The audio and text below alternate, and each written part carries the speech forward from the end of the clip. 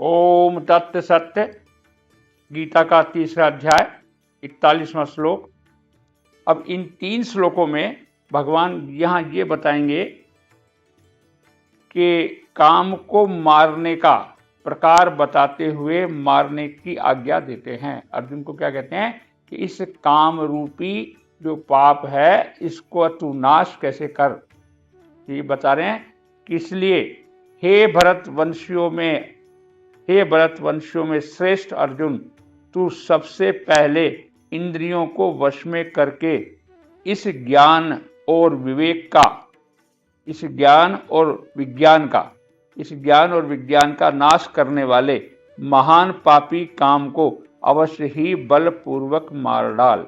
देखिए, ये पापी काम क्या करता है, आपके ज्ञान विज्ञान रूपी जो बुद्धि है उसका नाश करता है, उसका विनाश करता है। उसके विनाश करने से आप जो काम करना चाहिए वो करते नहीं है और जो नहीं करना चाहिए वो करते हैं।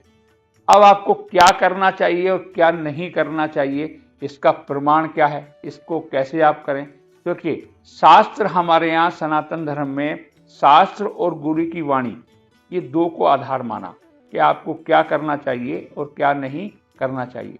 यदि आप शास्त्रों को पढ़ेंगे तो हमारे जो शास्त्र कहते हैं, शास्त्र के अनुसार यदि आप कर्म करते हैं तो कर्म करते हुए आप किसी कर्म के बंधन से बंधेंगे नहीं, लेकिन अपनी मनमानी करेंगे, अपने मन के हिसाब से जो कुछ भी करेंगे तो वही कर्म आपके बंधन का कारण बनेगा। क्यों? क्योंकि देखिए, शरीर में आपने जन्म लिया है तो शरीर में कर्म तो करना ही पड़ेगा। क्यों करना पड़ेगा? क्योंकि प्रकृति एक पल भी बिना क्रिया के नहीं रह सकती। अब इन क्रियाओं को हम कैसे करें, इसका ज्ञान कहाँ से लाएं?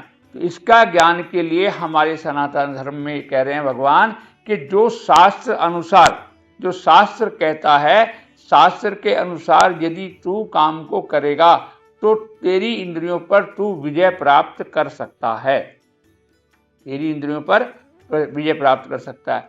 क्या विजय प्राप्त कर लेगा? कि तुझे क्या करना चाहिए और क्या नहीं करना चाहिए। क्योंकि जीवन में यही संशय मनुष्य के सामने रहता है, जीवन भर उसके सामने समस्या ये रहती है, संशय बना रहता है कि मुझे क्या करना चाहिए और क्या नहीं करना चाहिए। इसलिए शास्त्र की आज्ञा को मान करके जो शास्त्र कहता है, शास्त्र के अनुसार आपको अपने कर्म करने से आप अपनी मन, इंद्रिया और बुद्धि पर कंट्रोल कर पाएंगे और फिर जो शास्त्र जैसा कहता है वैसा करेंगे तो आप पाप के बंधन से नहीं बनेंगे। क्यों? क्योंकि क्रिया तो आपको करनी ही पड़ेगी, चाहे आप पाप की करें, चाहे पुण्य की करें और चाहे आप समता में रहते हुए करें।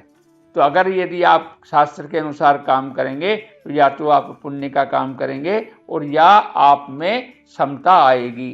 तो भगवान यहाँ कह रहे हैं कि किस तरह तुझे इसका नाश करना है। अपनी क्रियाओं को शास्त्र के अनुसार करने से तुझे इन क्रियाओं पर, तुझे इंद्रियों पर कंट्रोल हो जाएगा और इससे कंट्रोल करने से तू श्रेष्ठ काम को करेगा जिसका फल तुझे पुण्य की प्राप्ति होगी और तेरे अज्ञान का नाश होगा। ओम तत्त सत्य।